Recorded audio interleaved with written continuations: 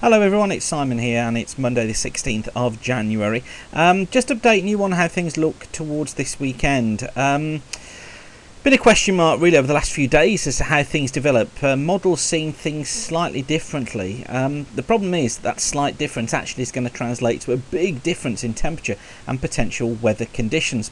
GFS is certainly warmer than other models, and it's the GFS that you tend to see all over the web. And I must admit, I'm kind of leaning still towards this idea of the GFS perhaps being proved right, which would mean that we'd get milder conditions across southern Ireland, southwest England, northwestern parts of France. But the cooler weather would slip through Scotland, down through northeast England, and also East Anglia. And I wouldn't there rule out the risk of some sleet and snow perhaps lying through southern Scotland, northern England at some point during Friday into Saturday.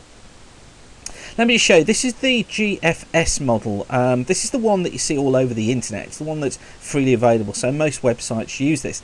But this is for Saturday 6 in the morning. Here's a high pressure down towards the southwest of Ireland. What I want you to note though is that black line there, you see how it peaks upwards there? That's the height of the 500 millibar surface, and it's showing a ridge. That's the N shape, and that's a ridge similar to a ridge of high pressure at the surface, but that's warm air that's pushing northwards up into Iceland and causing this trough here, that's the U shape, the green colour you can see there, to be dipping into these eastern and southern parts of Europe. And the result is that we get a northwesterly flow through the British Isles. Now just compare that to the ECMWF solution. This is for midnight on Saturday, and again it's very similar. Look, we've got the ridge there pushing into Iceland, we've got the trough here across Eastern Europe, but the axis of the trough is a little bit further back towards the British Isles. So the ECMWF actually keeps most of Scotland, England, Eastern Wales all in the much colder conditions, and with this flow we'd see snow showers down the east coast of England, perhaps for Scotland too, whilst the milder weather is confined to the southwest of Ireland and the far southwest of England. So a real conundrum at the moment as to exactly how this develops. Do we go into the cold category? Do we go into the coolish category? And I'm kind of somewhere in between the two, leaning towards the GFS. That I do think that Scotland, Northern England and Eastern England likely to be seeing some snow showers, but I think towards the west, milder seems to be the way things go, and it's kind of backed up by the North Atlantic Oscillation. Now, I had a few emails from you recently saying, what exactly is the North Atlantic Oscillation? Well, it's a measure of pressure between Iceland and the Azores, and it gives us an idea as to how strong the westerly winds are across the Atlantic. And normally those winds are fairly strong, so of course we get our weather coming in from the west. Now when that happens, this index is in positive territory. It's up here. When the westerly wind weakens, so perhaps it goes into the east, it's in negative territory, so down here. When we're kind of in between the two and that westerly flow is fairly weak, it bounces along around the neutral level, and you can see that that's what's happening from about the 21st of January onwards, that it kind of bounces through this neutral level. So this is indicating that conditions becoming cooler, I think, for the British Isles.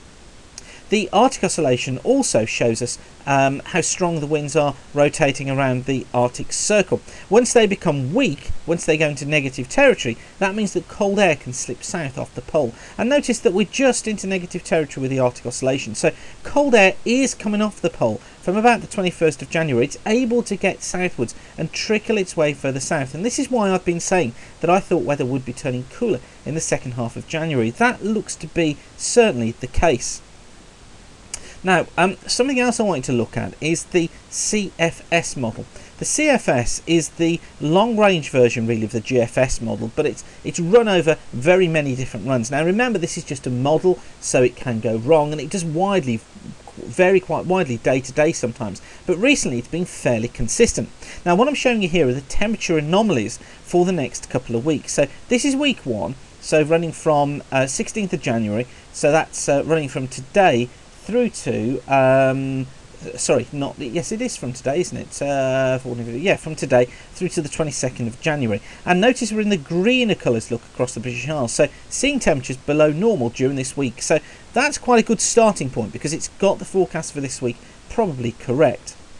Go into week 2 and we're into more greener colours, so we're down to sort of 2 to 2.5 degrees below normal. Those of you that saw my January forecast will know that this is what I've been predicting really since the middle of December. So this cooler weather certainly is in towards the end of the month as well, so taking us into next week too. Now importantly, this is week 3 and week 4. So this is week 3 that runs us through from the 30th of January to the 5th of February. And notice we stay cool through this period as well. But we do warm up, according to the CFS, into the 2nd week of February. Now, I think this is probably overdone a bit. I think we will stay on the cool side. Notice I'm not saying cold, I'm staying cool. I think we will still stay on the cool side until this sort of middle part-ish of February. That's backed up by the 500 millibar flows from the CFS Model 2. And you need to just twist your heads around a little bit for this, because the British Isles is shown here. Look, it's upside down because we focused on the pole and focused on the Pacific. But there's the British Isles, look.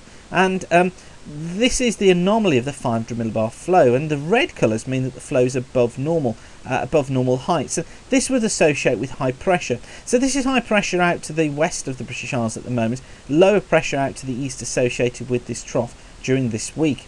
Into next week, a deep trough forming close to the country, mainly across the south, and I can kind of go with this idea that next week cooler with a northwesterly flow and a risk of some sleet and snow showers, certainly across the north of the country, seems to be fairly reasonable.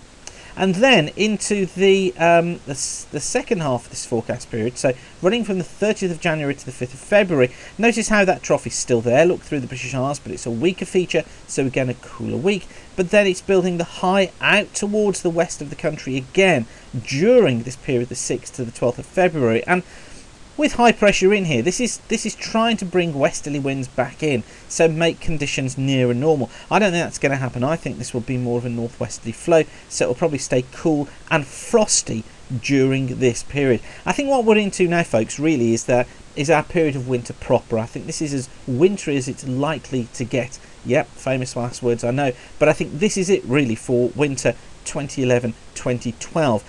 It looks like we'll be seeing this period of cold weather going through until the beginning of February. It'll turn frostier beginning of February into mid-Feb, but then we'll find conditions and temperatures warming up probably from about the 14th or 15th of February onwards. So I'll try and update you on this through the day, but thanks again for watching. As always, the site's kept free of charge by the advert you see around the screen, so if you see an advert you like, do click on it, go through to the advertiser. It generates revenue for us and shows the advertiser that you support what we're doing. So thanks again for watching, and keep the sun shining.